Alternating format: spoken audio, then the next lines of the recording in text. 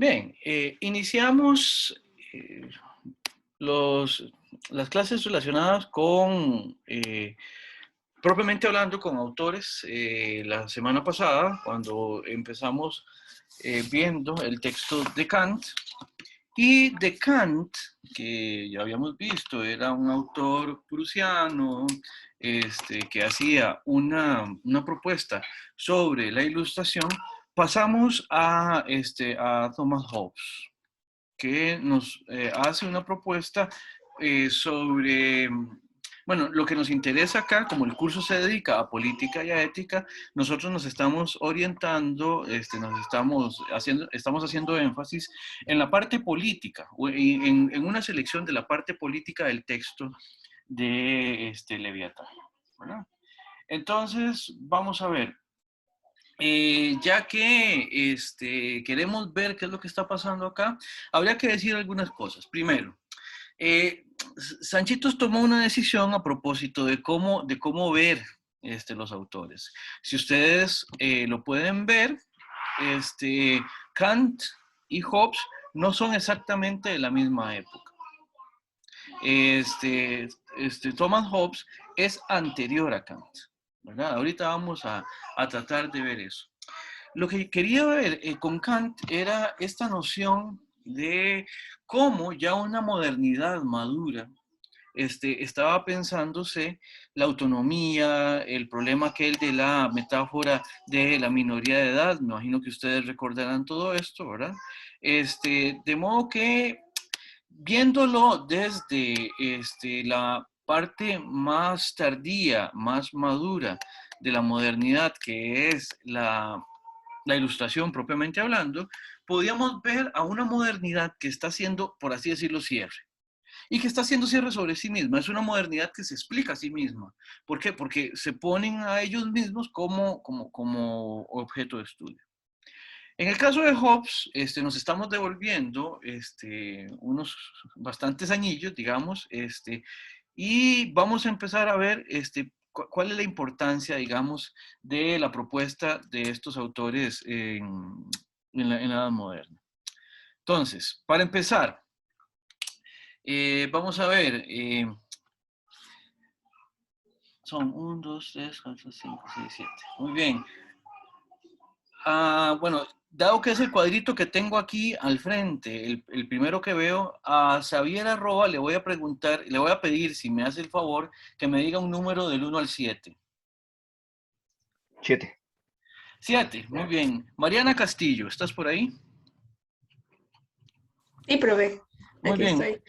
Mariana, usted nos va a hacer el favor de contextualizarnos la obra, el autor, o sea, básicamente lo que preguntábamos en la primera pregunta. En la primera pregunta, ustedes lo que tienen que hacer es simplemente una contextualización general, como para entender nosotros de qué va un poco la obra de Hobbes y quién era Hobbes, o más o menos qué fue lo que respondieron ahí en la guía de preguntas. Entonces, Mariana, en la medida de lo posible, que dependa lo menos posible de leer la respuesta y más de explicarnos su contenido. Adelante, Mariana. Ok, profe, voy. Claro.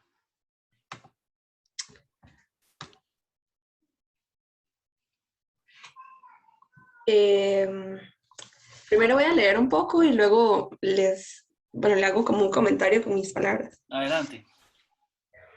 Se entiende que esta obra de Hobbes fue marcadamente materialista, la cual puede entenderse como una justificación del estado absoluto presente en esos tiempos, y a la vez que como la proposición teórica del contrato social, y establece al mismo tiempo una doctrina de derecho moderno como base de las sociedades y de los gobiernos legítimos. Este comienza por el estudio del hombre en sí mismo, para poder a partir de ahí estudiarlo en sociedad. Analiza el conocimiento humano, cuyo origen se fundamenta en la experiencia. Esta, según Hobbes, se forma por la repetición de hechos que se irán almacenando en la memoria, por lo que son fuentes de sensaciones que permiten la producción de imágenes memorizadas. Los recuerdos son utilizados en esas combinaciones mentales y posibilitan al hombre simular los acontecimientos futuros y adquirir, por lo tanto, una indispensable prudencia. Este indica que el hombre actuará según su experiencia, mediante lo cual tratará de evitar los resultados indeseados que ha sufrido en momentos anteriores. El elemento fundamental que hará que este proceso sea mucho más rápido es la palabra, ya que permite el tránsito de lo mental a lo verbal, oral y escrito, razón por la cual favorece la emergencia de la verdad. Posteriormente, examina la voluntad y la conducta humanas, tendentes siempre a la acción motivada por el deseo. El poder del hombre reside en su capacidad de actuar y la adquisición del poder se convierte en una búsqueda permanente y dominada por la pasión. En conclusión, el ser humano basa sus acciones, ya sean consciente o inconscientemente, basándose en experiencias. Es decir, aprendemos de lo que nos sucede y por medio de la interpretación que le damos más adelante en situaciones similares, podremos actuar de una manera más óptima para solucionar nuestras adversidades. Se cumple el famoso dicho de nadie aprende por cabeza ajena. Lo que quiere decir este dicho es que nosotros aprendemos de nuestras propias experiencias. Bien, ahora Mariana, digamos que usted, ahora que ya ustedes habían resuelto la guía y que usted, qué sé yo, usted, por decirlo así, se topa con alguien ahí en su casa, con alguna persona con quien usted viva, o no sé, algún primo, una prima, un sobrino, una amiga, no sé, no importa. O se pone a chatear por WhatsApp y usted le dice, le cuenta a alguien y le dice, vieras, voy para clase de filosofía y hoy nos tocó hacer una guía sobre Thomas Hobbes. Y esa persona le dice, ¿sobre Thomas Hobbes? Ah, sí, ¿sobre qué? Sobre el Leviatán. Y esa persona le dice, ok, y cuénteme más o menos, de qué va eso. Ok, en función de lo que ya leyó, ¿usted qué le diría o qué le chatearía? Dígame. Le diría que la obra de Hobbes habla principalmente sobre el Estado, digamos, como la construcción del Estado y como la forma en la que el humano busca una forma de como mantener el orden en base a experiencias ya pasadamente vividas, digamos. Entonces habla principalmente como de eso, del Estado y la necesidad como de que haya un poder que mantenga la paz y el orden. Ah, ya. Y entonces, imagínese que yo soy ese amigo, ¿ya? Y yo le digo, hey Mariana, ¿y eso nosotros, para qué diablos, eso qué tiene que ver con nosotros? ¿Usted qué le diría? ¿Eso tiene algo que ver con usted? Sí, ¿Y qué? porque yo como humana y parte de la sociedad, digamos que de alguna forma también estoy involucrada con el Estado, porque el Estado es como, no sé, como, o sea, como que yo doy mi autoridad para que el Estado tome las decisiones como importantes por mí misma, por ejemplo. Ah, muy interesante. Esa versión se me parece mucho, más bien a Rousseau. Lo vamos a ver dentro de 2 semanas. Pero sí, está muy interesante esa respuesta. Muy bien, Mariana. Por ahorita le agradezco y de repente, si no, por ahí la vuelvo a molestar. Ok, pero Muy amable. Vamos a ver. En efecto, Mariana ha dicho algunas cosas de las que voy a ir retomando y que me parecen fundamentales para entender al autor tal como lo queremos presentar en el curso. Una cosa que es importantísima de las primeras que dijo Mariana es el asunto del pacto social. Thomas Hobbes, John Locke y Jean-Jacques Rousseau, que son los tres autores que vamos a ver en estas semanas, pertenecen a un grupo de pensadores que son llamados los contractualistas, ¿verdad? Les llamamos contractualistas porque son teóricos de la política, pero ellos, de alguna manera, la gran pregunta que se están haciendo, y es una gran pregunta de época, ¿cómo hacemos para hacer un pacto, o sea, para hacer un acuerdo o un contrato que nos permita a los humanos? Mariana eso lo mencionaba muy bien, yo soy una ser humana que de alguna manera me vinculo con el Estado.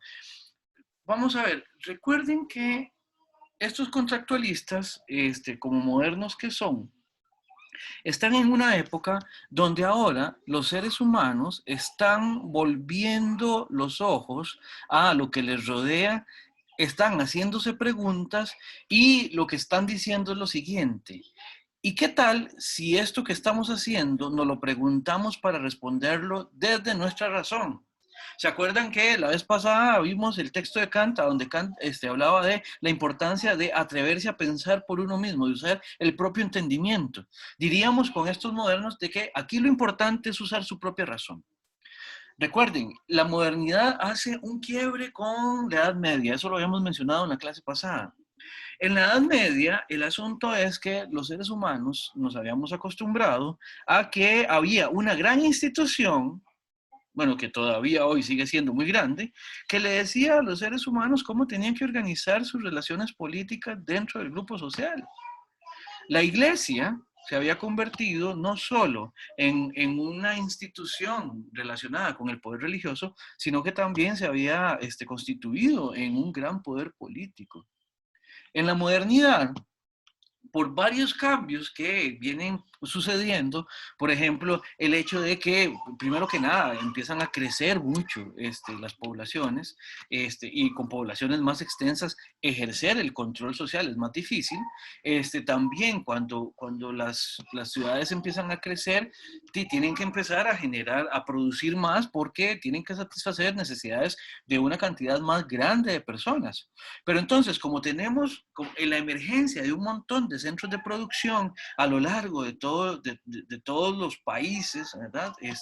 De pronto empieza a haber muchos lugares que empiezan a prosperar mucho económicamente y materialmente y simbólicamente. Y a partir de ahí empieza también necesariamente nuevas maneras de cuestionarse el mundo. Eso es clave para entender estos autores. Eso es clave para entender la modernidad. Llega un momento en que lo que yo les estaba diciendo ahora, estos autores, esta época de pronto dice, bueno, ¿y qué pasa si empezamos a pensarnos las cosas y empezamos otra vez a preguntarnos por qué de las cosas y que vemos, que hacemos? Y bueno, estos autores llevan ese tipo de reflexiones también a la filosofía política. ¿Se acuerdan que en la clase pasada habíamos visto que nosotros podemos entender la política tanto como eh, todo lo que ocurre en relación con el reparto y la organización de las relaciones sociales y de las relaciones de poder, pero también política la podíamos entender como esa parte de la filosofía que utiliza precisamente ese organizarse, ese vivir en conjunto como su objeto de estudio. Estos autores son un claro ejemplo de cómo podemos tomar las relaciones de los seres humanos y convertirlas en un objeto de estudio, ¿verdad? Hobbes es un autor de referencia en esto que llamamos filosofía política con pleno derecho. Otras cosas que mencionó Mariana muy atinadamente son, por ejemplo, la noción de Estado, que va a ser importante para estos autores y para esta época, la noción de orden y también el derecho como una preocupación de algo que hay que resolver para poder vivir en grupo. Todo esto es simplemente para ambientar de alguna manera esta propuesta, digamos, que hacen estos autores. Ahora, veamos algo. Yo les quiero hacer unas cuantas preguntas para ver qué me dicen ustedes, ¿verdad? Ahí como lo puse, como para tomar nota, ¿verdad? ¿Por qué seguimos reglas de conducta? ¿Por qué? ¿Verdad? Este, ¿Por qué, por ejemplo, su celular es suyo? ¿Por qué la compu que ustedes tienen es suya? ¿Por qué esta camisa que me puse hoy es mía? ¿Quién dice? ¿Quién dice? ¿Verdad? ¿Por qué si nos subimos a un bus o a un taxi le pagamos al chofer? ¿O por qué si nos subimos a un bus o a un taxi, el chofer se siente en el derecho de decirnos, ok, tiene que pagarme? ¿Por qué? ¿Verdad? ¿Por qué un chofer podría eventualmente bajarme de un bus? ¿Por qué un chofer podría no llevarme eventualmente? ¿Verdad? ¿O pide usted permiso para ir a otro país, para entrar a otro país? Si eso es así, ¿por qué? No sé. Estas preguntas están aquí en el aire. No sé si alguien tiene algo que decir a propósito de estas preguntas. Alguien que nos ayude. No tiene que ser del grupo que realizó la guía. Profe, es como para mantener un orden, digamos. Si uno no le pagara, usando el ejemplo de lo del chofer, si uno no le pagara al chofer del bus o el taxi de ahí, entonces para nada van a trabajar. Entonces hay como que mantener un orden para que las cosas funcionen. Para que las cosas Así, funcionen. de una explicación así súper simplificada es eso que acabo de decir. Perfecto. Gracias, Gerald. Xavier. Ok, bueno, tomando el ejemplo de, bueno, la pregunta de por qué eso es lograr es suyo, bueno, está el aspecto capitalista, económico, de que usted trabajó por eso, usted tiene un crédito por trabajar y utilizó ese crédito para comprarse un celular que le pertenece a usted. Ahora, de un punto de vista más como cultural, por así decirlo, es donde usted tiene guardada esa información, no hay nadie más, es información propia. Ahora, lo del pedir permiso para entrar para otro país, creo que es más como de seguridad, es decir, para, digamos, identificarlo usted dentro del país, ya que usted es una persona extranjera, ya por temas, tanto geopolíticos como cultural, se podría decir. Ok, gracias, Javier. Sí, vean, el punto es ciertamente hay un orden, hay un orden que se sigue, hay un orden que se establece, y ese orden nosotros aprendemos y estamos condicionados, no lo aprendemos y estamos condicionados a seguirlo, ¿verdad? Pero vean, por ejemplo, que yo, por ejemplo, me subo a un bus, ¿verdad? Y yo lo que hago es, en última instancia, yo lo que hago es que me saco un papelito de la billetera, no puede ser cualquier papelito, eso sí, ¿verdad? Tiene que ser un papelito que tiene ciertas características particulares y yo se lo doy al chofer y si el chofer ve que es el papelito que él estaba esperando, en función de cuánto es lo que él espera cobrarme, me devuelve unos pedacitos de metal, los cuales yo también recibo, no pueden ser cualquiera, cualquier pedacito de metal, ¿verdad? Tienen que ser pedacitos de metal que tengan ciertas características específicas, y entonces yo los recibo, yo reviso que todo venga en orden, y todo mundo en paz.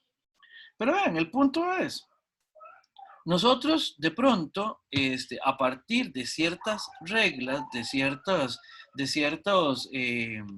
no sé cómo llamarlo, convenciones, ¿verdad?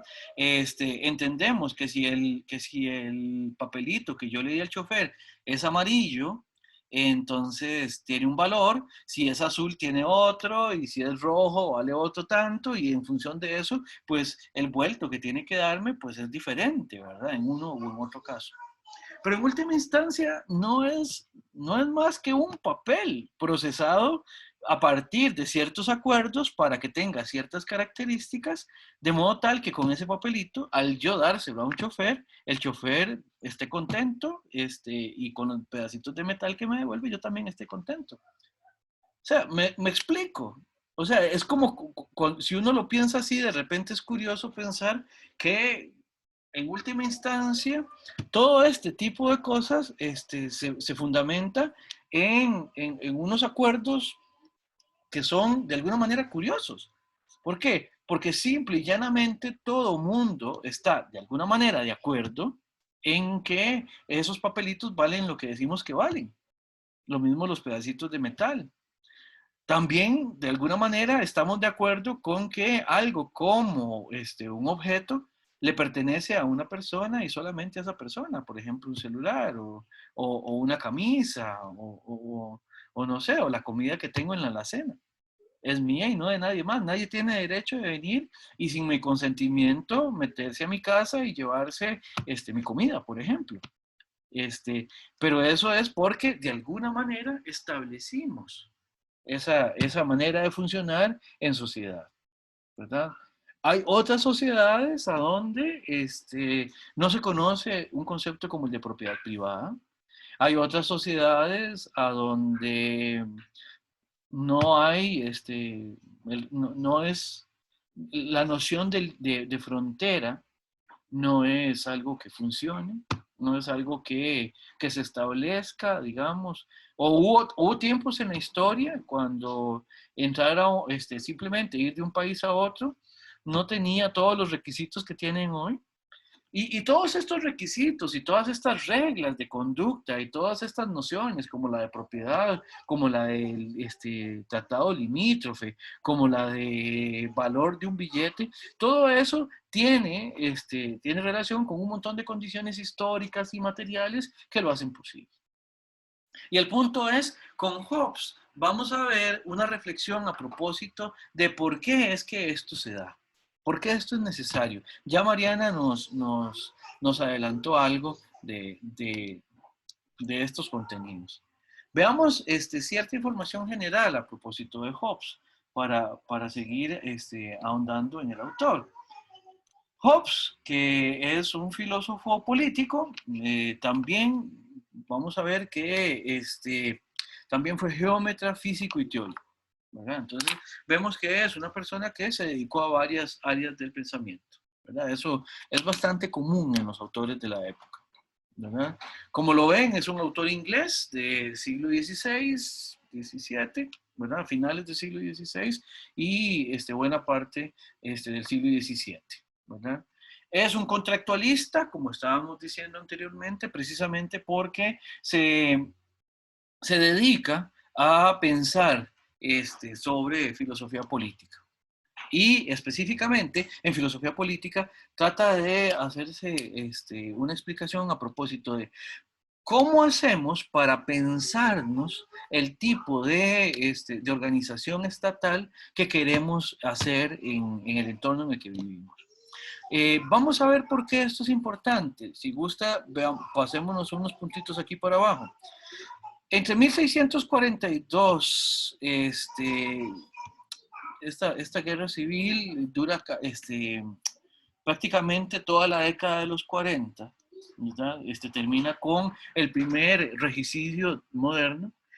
Todo el mundo, vamos a ver, me imagino que ustedes recordarán la importancia de la Revolución Francesa y cómo los franceses guillotinaron a su rey, a su reina y a un montón de nobles, y etcétera, etcétera. Pero el primer regicidio de la Edad Moderna, así muy sonado, fue el de Carlos I en Inglaterra. Curiosamente, por estos lugares, generalmente no, casi no se estudia. Pero el punto es, Inglaterra pasó por un periodo más o menos como de 10 años, en los cuales, por las tensiones políticas que había a lo interno del país, ellos se convirtieron en una república como por 11 años. O sea, pasaron de ser una monarquía, o sea, un tipo de gobierno, a donde solamente hay un soberano, o sea, el rey es un único detentor del poder, y en función de él se establece toda la jerarquía de poder y toda la organización social. Pasan de eso a una república que se caracteriza por no concentrar en una única persona el poder político, y Hobbes era contrario a la república. A él no le gustaba. Y por supuesto que en épocas tan convulsas y la noción de república moderna era algo tan reciente para ellos, pues obviamente pues Inglaterra pasó por unos años de mucha crisis. Después se reconstituye la monarquía y en el Leviatán que teoriza Hobbes, Hobbes es un teórico del Estado monárquico, ¿verdad? Y en ese sentido, él lo que hace es tratar de decir, vean, el asunto es, nosotros tenemos que pensarnos bien cómo es que vamos a vivir en sociedad, ¿verdad? Y bueno, la propuesta que él tiene es una que tiene que ver con la monarquía. Ahora, ¿por qué esto es importante para nuestra discusión acá? Como la última pregunta que le hacía yo a Mariana. Bueno, precisamente porque en última instancia, en función de algo como un contrato, como un pacto, como un acuerdo social, es que todas estas preguntas que yo les acabo de hacer, y son unas entre muchísimas otras posibles, es que estas preguntas tienen sentido dentro de esa circunstancia, que es que nosotros vivimos dentro de un orden, de un dentro de determinados límites que tienen que ver con reglas que norman nuestra manera de conducirnos en sociedad. Algunas de estas son muy adecuadas, otras podrían no ser tan adecuadas, con algunas podríamos estar más de acuerdo que con otras, pero en todo caso, estamos dentro de un sistema de funcionamiento social que opera precisamente a partir de eso, a partir de que hay ciertas reglas que en principio todo mundo supone que funcionan, que todo mundo en principio supone que tienen que ser observadas, que en principio todo mundo en algún sentido, en alguna medida respeta, por decirlo de alguna manera, ¿verdad? O sea, nosotros somos, tenemos una herencia en los modernos. O sea, a partir de lo que estos autores y a partir de lo que se ha venido haciendo desde la modernidad, es que nosotros recibimos también el tipo de organización social en el que nos ha tocado vivir y que nos ha tocado de alguna manera respetar, observar, obedecer, como quieran verlo, ¿verdad? Entonces, es una discusión que de alguna manera tiene mucha vigencia, no en los términos que ellos lo propusieron, pero sí tienen mucha vigencia las preocupaciones que los motivaron a preguntarse por el asunto que estamos tratando acá. ¿Se entiende? ¿Alguna pregunta, alguna duda en este momento? ¿Todo claro? Por el momento sí. Bien, perfecto. Bien, bueno, ya que Mariana Castillo fue la primera en participar, entonces ahora, Mariana, a usted le va a tocar decirme un número también, del 1 al 7. 5. Abril, Hola, profe. ¿cómo está, Abril? Qué gusto saludarla. Muy bien, ¿y usted? Bien, bien, pura vida. Abril, en la segunda pregunta, ustedes tienen que explicar cuál es el objetivo que persigue un entorno social cuando se crea un Estado. ¿Usted me puede ayudar, por favor, a explicarnos por qué buscamos un Estado? ¿Por qué se constituye un Estado según la propuesta de Hobbes? Sí, claro. Em, bueno, lo voy a hacer comentado porque esa no es la que me tocaba a mí, pero eh, con base a la lectura, la propuesta es dejar atrás el estado de naturaleza, ¿verdad? Sin juicios morales, ni derechos, y es perseguir, producir una sociedad que esté segura por medio de este estado, ¿verdad? El cual se debe como basar en fomentar la paz, la seguridad y en donde se debe entregar el poder a los soberanos o bueno, a los ciudadanos, ¿verdad?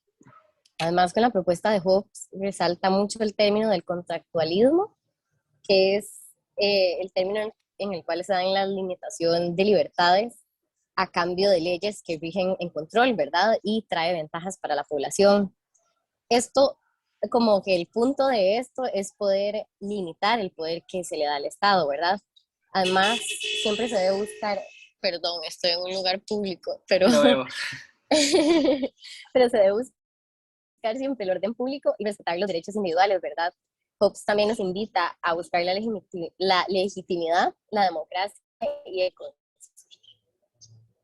Perdón, eso último no se te escuchó muy bien. Hobbes siempre, ¿qué era lo que?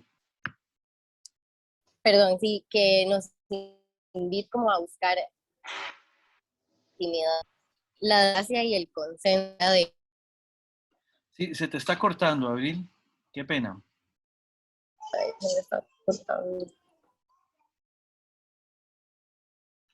Profe, creo que se refiere a un consenso y a una democracia. Es que no se me entiende bien. Ah, ok, perfecto. Consenso.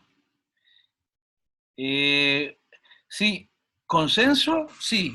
Democracia. Profe, creo que ya volví. Ah, hola, Abril, sí, claro.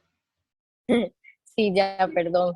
Se me fue el internet, una disculpa más bien. Ok, entonces la última parte, ¿qué es lo que decías a propósito de consenso y... Ok, que, bueno, eso fue lo que resumí yo cuando hice las preguntas, ¿verdad? Que se busca la legitimidad, la democracia y el consenso. Me imagino que lo que se refiere es cuando Hobbes menciona que los hombres crean como este conjunto de leyes, o sea, que ellos mismos se reúnen a firmarlas o a pues decretarlas, ¿verdad? Claro. Ahí nada más habría una observación que hacer. Tendríamos que preguntarnos el contenido y el, no sé, y la propuesta en términos democráticos en Hobbes. Porque Hobbes es absolutista.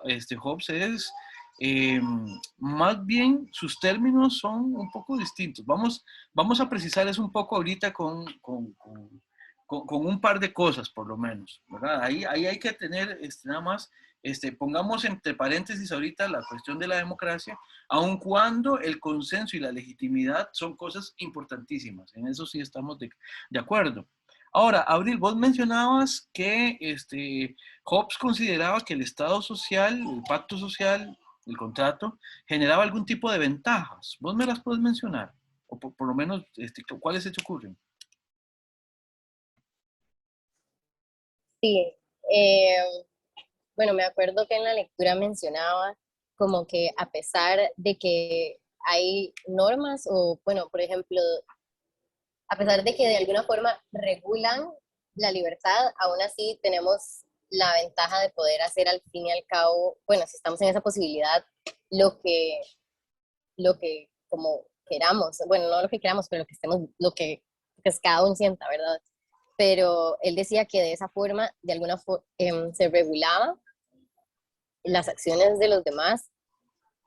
Es como, o sea, yo lo entendí realmente como la frase de mis derechos empiezan donde los suyos terminan, de alguna forma. Entonces, Sí, algo así.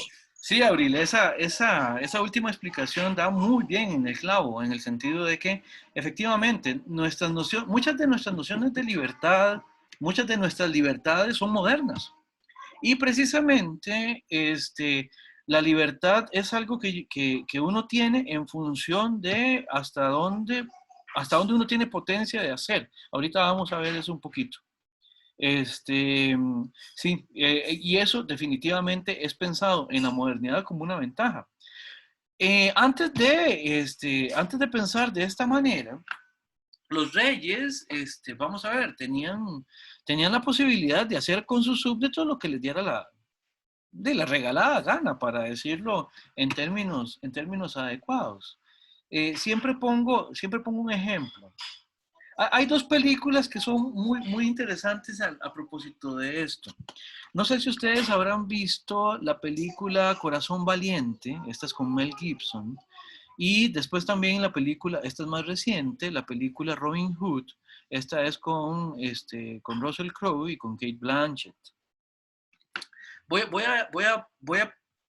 a hacer un ejemplo o a mencionar un par de contenidos de las películas que a mí me llamaron muchísimo la atención cuando las vi. La primera es, hay una escena cuando se supone que William Wallace toma York en Corazón Valiente, lo cual es un error histórico porque William Wallace nunca tomó York, pero eso no importa. El rey estaba muy enojado, ¿verdad? Y él estaba hablando con su hijo en la habitación del hijo, cuando llegaron a avisarle al rey que William Wallace había avanzado y que habían perdido una batalla. Estaba pero bravísimo y estaba regañando al hijo y había un amigo del hijo en la habitación de ellos, ¿verdad? Y fue muy impertinente. Se le ocurrió meter la cuchara en la conversación. Y el rey se le quedó viendo así y no pudo sufrir su impertinencia. Y le dijo, ¿sabes qué? Ven conmigo. Y lo abraza así, lo toma y se lo lleva. Quiero que veas algo. Y se lo lleva a una ventana. Estaban en un castillo, en una ventana que queda bastante alta, ¿verdad? Y donde se lo lleva así como abrazado, como muy cordialmente. Y cuando llegan a la ventana, el rey simplemente lo empuja para que aprenda, y dijo algo así, como para que aprenda a no meterse en lo que no le importa, literalmente. En el estado de cosas que había en el momento en que la película, en el momento histórico en que la película se ubica, eso un rey podía hacerlo, porque en última instancia los súbditos eran considerados de su propiedad. Así. O sea, las reglas sociales que operaban en ese entorno eran tales que el rey efectivamente podía hacer eso. Entonces, obviamente, la constitución de un Estado pasa por preguntarse qué es lo que podemos hacer los individuos dentro de ese Estado, qué es lo que puede hacer incluso un rey, qué pueden hacer los súbditos, y en qué medida.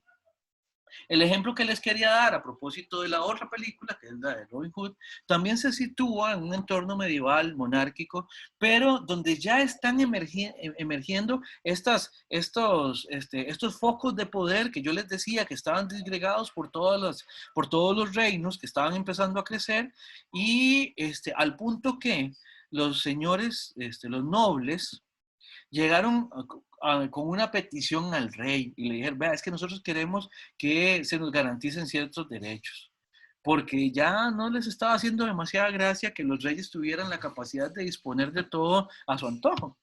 Entonces, hicieron un documento, yo no sé si ustedes vieron la película, pero la escena, por lo menos esa escena está muy, muy bien, por lo menos por lo que significa, en el sentido de que ellos llegan con un pliego de peticiones para, que era algo así como un pliego de derechos que hoy llamaríamos derechos civiles, y le piden al rey que lo firme, que lo firme. Y el rey empieza a leer aquello en la reunión, a donde se suponía que iban a firmar ese pliego. Y el rey lo que hace es que, aunque cuando les había dicho que se los iba a dar, lo que hace es que toma el pliego, lo hace un rollito y lo pone, lo pone en el fuego, de una vela, no me acuerdo, o una tea, no me acuerdo muy bien qué era, y lo quema.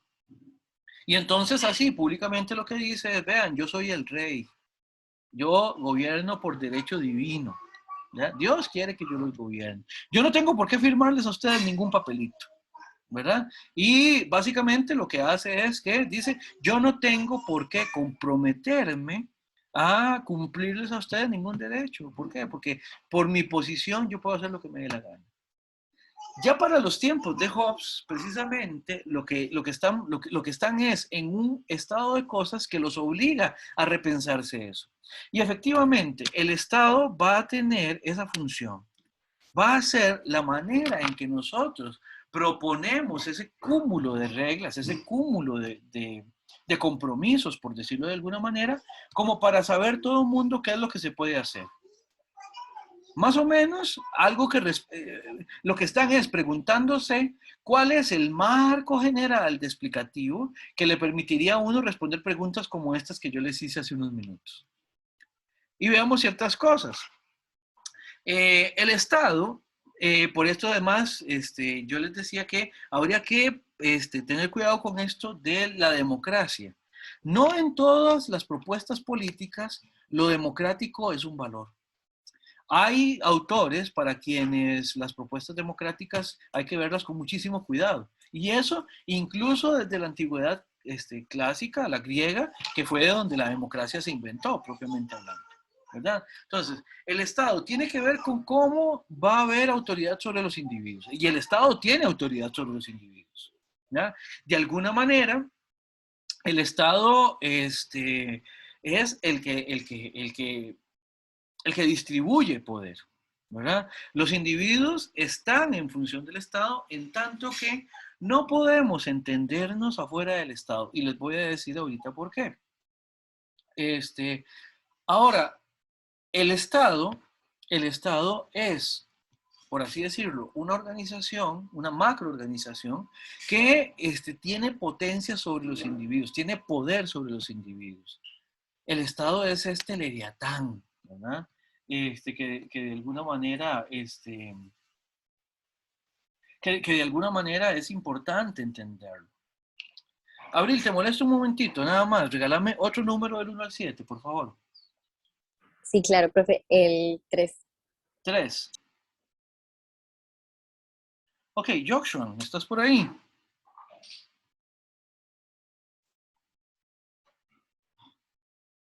Joshua. Profe, creo que él no se podía conectar, no estoy muy segura. Ok. Sí, pero como que tenía problemas de internet en la casa, una cosa así. Pero, Ok. Perfecto, gracias. Entonces, más bien, ahora le voy a pedir entonces a Samuel, si es tan amable. Samuel, sí está. sí, claro, profe, aquí estoy. Ok, Samuel, entonces, ahorita acabo de hablarles de el Estado como ese Leviatán, ¿verdad? Y es como una metáfora que utiliza Hobbes a propósito del Leviatán. Entonces, usted me puede ayudar para explicarnos en qué consiste esa metáfora cuando Hobbes habla de un Leviatán, refiriéndose al Estado, por favor. Cuando habla de lo de en qué se relaciona, habla de lo que se relaciona el temor con el Estado. No, la pregunta 4. ¿En qué consiste la metáfora que utiliza Hobbes cuando habla del Estado como el Leviatán? Ah, ok, ok. Bueno, Hobbes se refiere al Estado como el Leviatán como una criatura mitológica, creo que la en la Biblia. Sí. Esta criatura como que atemorizaba a las personas y la representa mal. Entonces se define como entidades poderosas que se encargan de mantener como el nivel del orden y la paz, pero basándose en esto. Ok, ¿y por qué, y por qué la comparación? O sea, por qué le sirve a Hobbes hablar del Estado como un Leviatán? Que bueno, yo lo interpreto de esta manera, como que el Estado a veces, como para asegurarse del orden y todo esto, usa el miedo y eso como para que la gente haga como el caso. Entonces queda como un titán ahí, por decirlo de esa manera, para que las personas tengan que obedecer sí o sí. Ok. Sí, efectivamente, lo que mencionaba Joshua, que efectivamente el Leviatán es un monstruo que aparece en la Biblia, particularmente en el libro de Hobbes, no de Hobbes, de Job, ¿ya? Es un monstruo, es una criatura portentosa, ¿verdad? Es una criatura muy grande y Hobbes lo que está diciendo es, vean, el Estado es así. El Estado es así, es básicamente un gran monstruo, una gran persona, una gran fuente de poder que tiene en ese sentido mucha fuerza si se compara, por ejemplo, con los individuos por sí solos. Ahora, el punto es, el Estado, ese gran monstruo, vean que de alguna manera se cierne sobre nosotros. Vamos, si ustedes lo ven aquí en la lámina que estamos acá, esta es la portada original del Leviatán, como fue publicada. Ustedes ven que aquí se levanta por encima del horizonte un gran ser poderoso. Vean que por un lado tiene, en la mano izquierda tiene un cetro, lo que es señal de poder, de poder, digamos, de una, híjole, se me fue la palabra, ¿verdad? Está investido de cierto poder, tiene una investidura, esa era la palabra que estaba tratando de buscar. Eso está mencionado, está simbolizado por el cetro que tiene en la mano izquierda, y además tiene fuerza, tiene poder, es amenazante. Eso está simbolizado con la espada que tiene en la mano derecha, ¿verdad? Este es el Leviatán. Ven, aquí está la ciudad y el Leviatán es enorme, ¿verdad? O sea, es como un gran gigante. Todo esto es metafórico, pero Hobbes lo que está diciendo es básicamente que se cierne sobre nosotros. Y esto es importante por lo siguiente. En algún momento, Mariana había hablado de que el Estado, una de las cosas que produce es un cierto orden, ¿verdad? Abril nos mencionaba de que vivir en sociedad, vivir en el Estado social, traía ciertas ventajas. Esto es importante porque para Hobbes, precisamente ese contrato, esa posibilidad que tenemos de estar en algún acuerdo, nos produce dos cosas. Por un lado, orden, y por otro lado, la posibilidad de supervivencia. En ausencia del Estado, nosotros estamos abandonados a ver quién puede más, ¿verdad? Hay para Hobbes algo que se llama el estado de naturaleza. El estado de naturaleza es lo que sucedería si nosotros no hubiéramos entrado en un tipo de contrato, si no hubiéramos entrado en un acuerdo. Imagino que ustedes alguna vez habrán oído hablar de la ley de la selva. La ley de la selva es la ley que se establece a partir de que quien puede más hace lo que le da la gana, ¿verdad? O sea, por ejemplo, En el caso de estas preguntas que traíamos a colación al inicio de la clase, por ejemplo, en relación con su celular, digamos que, no sé, alguien entra a su casa y simplemente les dice, uy, qué bonito celular, me gusta mucho, y lo toma, y ustedes le dicen, bueno, ese celular es mío. Bueno, pues resulta que quien entró es una persona alta, de una contextura como la de, no sé, Arnold Schwarzenegger, una cosa por el estilo, y donde ustedes le dicen, no, ese celular es mío, ¡pah! Les pega una bofetada, los manda como a 3 metros, y ustedes dicen, pero el celular es mío. Y entonces esa persona, que es enorme, como de 2 metros y muy fuerte, ¿de quién es? Es mío. Les da otra bofetada, ¡pah! ¿Verdad? Y, y toma el celular y les vuelve a preguntar, ¿de quién es el celular? Y ya a la tercera o cuarta bofetada de alguien tan fuerte, uno probablemente le va a decir, no, es suyo. ¿Verdad? Ojalá que lo disfrute mucho, ¿no? ¿Por qué? Porque si una persona es así de fuerte, pues muy probablemente, si no hay reglas que nos pongan en un acuerdo, si no hay reglas que nos protejan y si no hay un derecho que nos asista, de alguien como esa persona, como Schwarzenegger, por lo menos con Sanchitos, se lleva celular, pantalla, computadora, cualquier cosa, porque Sanchitos no tendría cómo enfrentársele. Y a menos de que viniera otra persona todavía más grandota que pueda con esa otra y a punta de bofetadas le quite también el celular sería de esa persona. ¿Entienden el ejemplo que estoy dando? Fuera del estado social, fuera de un contrato, fuera de un acuerdo, el problema es que se trataría de simplemente imponer mi voluntad a la fuerza. Y eso nos llevaría también a lo que Hobbes llama un estado de guerra.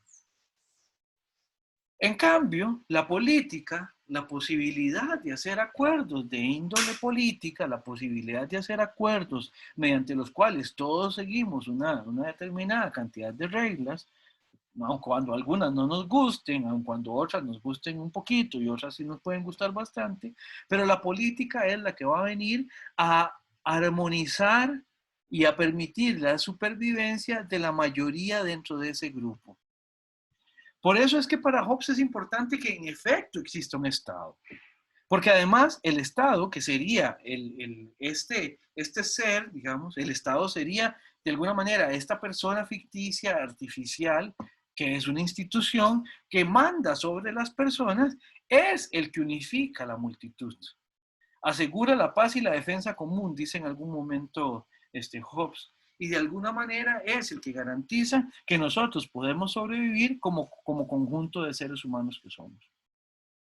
¿Alguna duda, alguna pregunta o algún comentario hasta el momento? Profe, yo que lo de la supervivencia también creo que había dicho en el texto, como que es importante porque sin esto, sin el Leviatán y sin el Estado, se provocaría como caos y guerra. Entonces, y eso terminaría con la supervivencia. Por eso Claro, claro. Primero sobrevivirían solo los más fuertes, los que se pueden imponer. Pero después el problema es que todo el mundo andaría desconfiando de todo el mundo, ¿verdad? Como sucede, por ejemplo, cuando hay ruptura, digamos, del acuerdo social. Imagino que ustedes habrán escuchado en las noticias lo que pasó recientemente en Haití, que hubo un magnicidio, hubo el asesinato del presidente, ¿verdad? Y a partir de ahí varias facciones empezaron a salir a la calle y la gente tenía temor, porque en ausencia de un orden político más o menos bien reconocido, el problema es que cualquier tipo de organización como esta viene y se impone por la fuerza a punta de fusil, ¿verdad? Se impone su voluntad y le pasa por encima la voluntad de todos los demás. Sí lo puede hacer, a menos que haya otra facción con también fuerza suficiente como para repelerlos. Entonces, ese es el problema que viene a solventar el hecho de que podamos reconocer el Leviatán como el garante de esa armonía y de esa supervivencia, Samuel, tal como lo estabas diciendo. Esto parte de un supuesto que es importante, y es que los seres humanos nos agrupamos y convivimos en función de las reglas que nos ponemos gracias a la razón.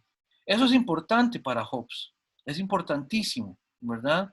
Y en ese sentido, por eso es que estas preguntas hay que hacérselas y hay que responderlas para saber cómo es que garantizamos la supervivencia de la mayoría.